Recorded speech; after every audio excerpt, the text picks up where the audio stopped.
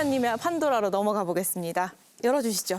예, 이제 바야흐로 이제 총선의 시기가 빨라지고 있습니다. 특히 지금 최근에 관심을 끄는 것이 지금 가칭 친명민주당 의원들이 지역구를 옮긴다든지 같은 당이 맞느냐 할 정도로 굉장히 좀 심각한 이야기를 하고 있습니다. 그래서 제가 오늘 준비한 판도라는 민주당 양이원영 이수진 의원의 출마지는 땡땡땡 땡땡땡이다. 예상되는 6글자를 칠판에 적어주시면 됩니다. 근데 이거 답이 너무 딱 정해져 있는 퀴즈 아니에요? 어려운데요? 어려워요? 어렵습니다. 출마 예정지요. 답이 예. 뭐 출마 예정? 출마지는 아니 왜냐면 이분들이 선언을 땡땡땡. 하셨잖아요. 땡땡땡이다. 저희 답변은 비례 같은 양지. 두 분 비례대표 맞으시죠? 쉽게 국회의원이 되시고 나서 다음번 재선의 국회의원도 너무 쉽게 되시려고 하는 게 아닌가라는 생각이 드는데요. 국민들의 마음을 사기 노력해야 되는데 비례대표 되고 나서 쉽게 국회의원 되고 나니까 보통 비례 한 번 하면 전문성으로 본인의 역량 다 불태우고 당을 위해 선당후사해야 되는데 또 한 번 쉬운 곳에 가서 자신의 정치 생명을 연장하겠다는 것 같아서 비례 같은 양지 찾는 거 아닌가라는 생각이 드는데요. 김병민 최고위원 이야기가 일면타당한 면이 있습니다. 과거에는 이제 비례대표 한번 하신 분들은 이제 당세 취약적이나 이런 쪽에 갔는데 요즘은 비례대표 한번 하고도 민주당이 당선되기 높은 지역에 가겠다라는 생각을 그냥 과감 없이 이야기하더라고요. 기본적으로 이건 당내의 뭐 특별한 문제다기보다는 정치하는 사람의 개인에 가지고 있는 속성의 문제다. 욕망의 경연장이다. 결국은 누가 더 국회의원을 열렬히 하고 싶어 하는가라는 것에 의해서 충돌하고 있다. 저는 이렇게 보는 게 맞다고 봅니다. 저는 정반대로 생각을 했는데요. 그러게요. 여기는 이제 양지다 이렇게 말씀을 하셨는데 저는 어려운 지역구 이렇게 적었거든요. 왜요? 너무 다른 방향이네요. 저는 제가 지금 경기 남부 지역에 있어서 성남 중원하고 광명을 잘 아는 편입니다.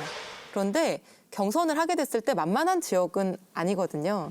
왜냐하면 이제 광명의 양기대 의원 같은 경우에는 재선의 광명시장 출신인데 광명시장 할 때 이케아를 유치했습니다. 그래서 그 부분에 대해서 굉장히 인기가 많은 걸로 제가 알고 있고 성남 중원 같은 경우에도 윤영찬 의원이 지역구 관리를 굉장히 성실하게 했다라고 당 지도부도 그렇게 평가하고 있는 걸 제가 들은 적이 있어서 아마 그런 조금 선거 전략상 여러 가지 판단을 하고 결정을 하셨겠지만 이제 쉽지는 않은 선거일 것이다, 경선일 것이다 이렇게 생각을 합니다.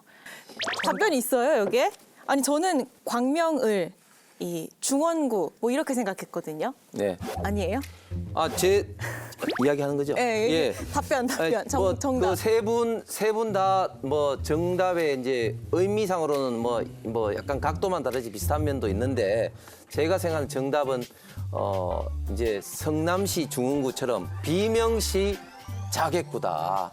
비명시 자객구다. 예. 결국은 이제 그 두 분 지역이 다 이제 지금 현재 비명 지역, 비명시가 해당되는 것이고 결국은 자객 공천의 이런 어떤 그 이제 일환으로 이렇게 그 지역이 결정된 것이 아닌가. 특히 이수진 의원 같은 경우는 갑자기 이제 서대문에서 이 그 성남 중원 지금 윤영찬 의원 지역구에 온 것은 제가 볼 때는 본인의 의사도 있지만 지도부와 최소한의 어떤 상의 내락이 없이는 그쪽으로 휙 가기는 사실상 정당의 구조상 굉장히 좀 어렵거든요. 그렇기 때문에 비명시 자객구에 본인이 이제 가겠다.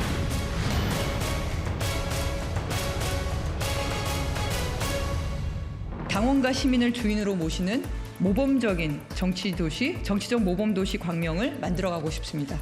그런데 기존의 지역 정치인은 이런 시민들의 역량과 의지를 방치해 왔습니다.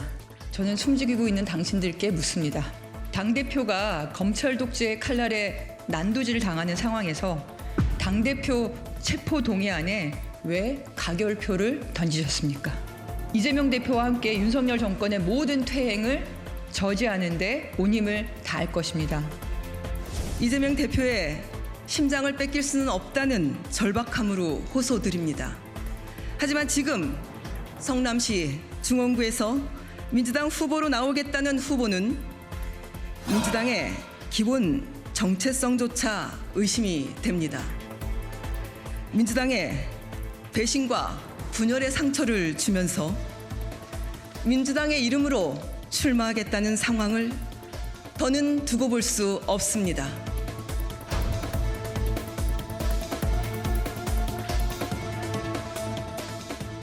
양이원영 의원 그리고 이수진 의원이 양기대 의원, 윤영찬 의원 지역구에 이제 도전장을 냈는데요.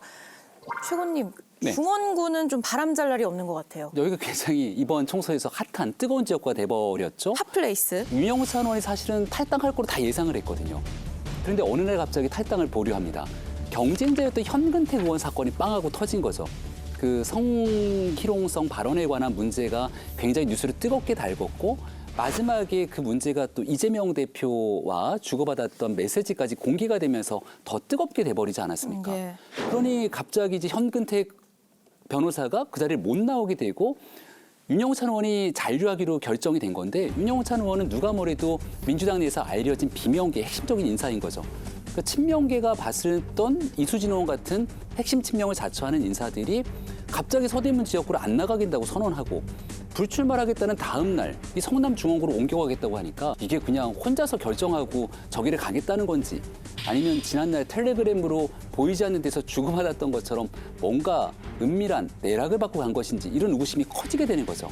이건 제가 좀 잘못된 사실 판단을 좀 바로잡아야 되겠는데요. 이수진 의원은 친명한 적이 없습니다. 친명이 아니다. 친명이 아닙니다. 그렇죠. 친명이라고 딱히 분류할 수 없잖아요. 애매합니다. 예, 그렇죠. 친명이라고 한 적이 없고요. 그다음에 그 과정에서 지도부가 개입되지 않았습니다. 이수진 의원 같은 경우에는 서대문구에서 준비를 했는데 서대문구가 전략지역으로 선정이 됐습니다. 전략지역으로 선정이 되면 민주당 룰에 의하면요. 거기에 신청했던 희망자들은 다른 지역으로 갈 수가 있습니다. 발을 뺄 수 있는 상황이 됩니다. 그렇게 되니까 이분이 바로 하루 만에 옮겨간 거죠.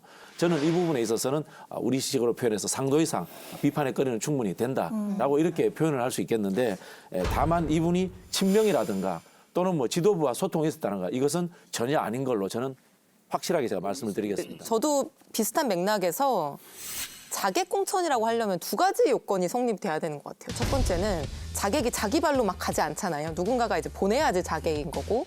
두 번째는 그냥 보내서 뭐 죽든 살든 알아서 해라 이게 아니라 뭔가 조직적 지원을 하는 경우를 우리가 자객 공천이라고 할 텐데 제가 알고 있기로도 그 작년 1월 달에 양이원영 의원이 광명에 간다라고 해서 광명을 막 이렇게 선거 운동을 하고 이제 그 돌아다닐 때 이재명 대표가 비례대표 의원들이 그런 정책적인 역할에 집중하지 않고 현역 의원이 있는 지역구에 가서 돌아다니는 거는 적절하지 못하다.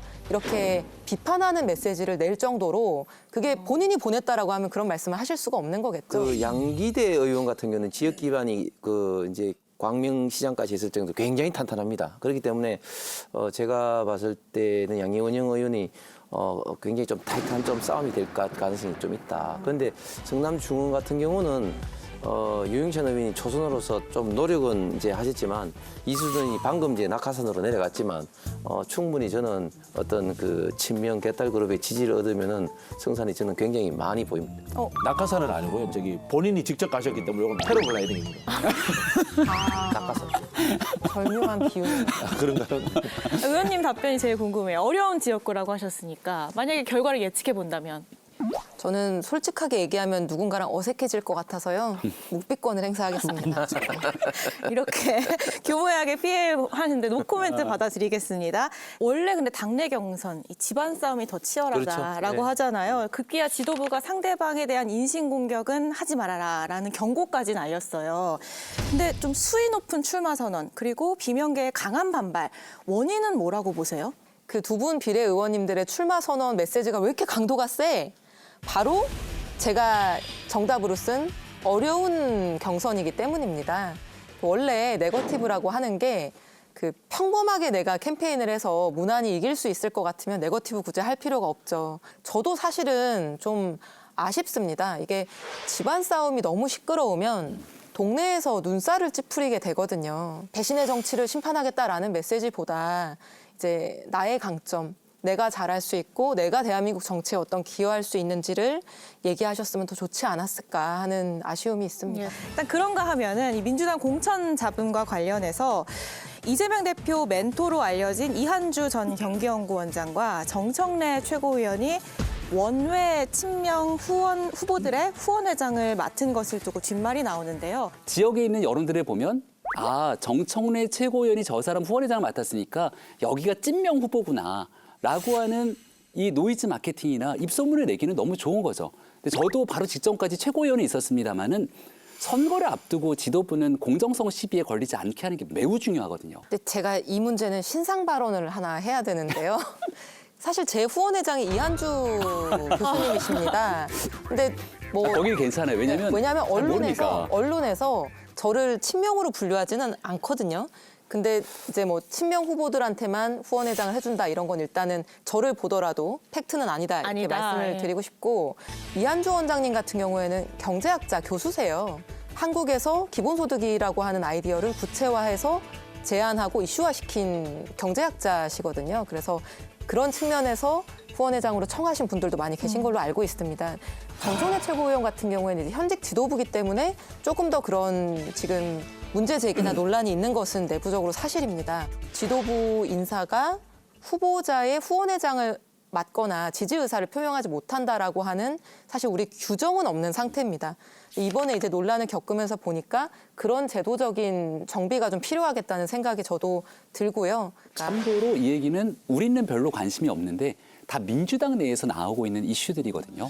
이제 정청래 최고가 이게 후원회장 맡는 거를 좀 이게 좋아합니다. 그러면서 이제 초선 의원이라든지 정치 신인을 좀 이렇게 좀 키우고 싶고 뭐 그렇게 하는 걸 좀 좋아하는데 사실은 이제 후원회장을 통해서 이제 정치인의 어떻게 보면 스포트라이트 내지는 어떤 든든한 어떤 백그라운드가 이제 마련하는 건데 정청래 최고가 평소에는 그렇게 한다 할지라도 지금 공천 과정에서 이 후원회장으로 되는 것은 사실은 굉장히 좀 불공정 어떤 공천의 어떤 그런 어떤 문제를 야기할 수가 충분히 있거든요. 아니 그래서 일각에서는 뭐 진박 감별 논란이 생각난다 이런 주장도 있더라고요. 그때랑 뭐 비교할 수 있는 상황인가요? 저는 비교할 수 있는 그런 급이 못 된다. 제가 보기에는 정청래 최고위원 스타일상 아마 개인적인 친분 관계에서 해줬을 것 같은데요. 이거는 제가 보기에는 친명 감별 사기라기보다는 친정청래 감별 정도가 아닌가 그런 생각이 듭니다. 아마 제가 해달라고 했어도 해주셨을 것 같아요. 뭐 그렇게 여러 명이 아니시더라고요. 6명인가 7명인가 그렇게 제가 봤는데 그중에서는 그냥 사실 친소 관계에 따라서 이제 맡으신 경우들도 있어서 그런 대대적인 어떤 그 공천 줄 세우기하고는 다른 문제라고 이해를 좀 해주십시오. 지금 정청래 최고 같은 경우는 최고위원 또 지금 수석 최고위원입니다. 그렇기 때문에 공천을 최종적으로 이제 공관위에서 올라온 안을 이제 승인을 좀 하게 되는 그러니까 법적으로 공천하는 데 이미 영향력을 행사할 수밖에 없는 위치에 있고 정치적 법적으로 영향력이 크신 정청래 의원이 후원회장 된다? 이거는 당연히 불공정. 알겠습니다. 이 홍석준 의원의 판도라, 이 민주당 양이원영, 이수진 의원의 출마지는 비명시 자객구이다의 한 줄 평. 네, 결국 민심이 결정할 겁니다. 이 정도는 약과다. 저도 같은 의미인데요. 네, 유권자들이 판단하실 겁니다.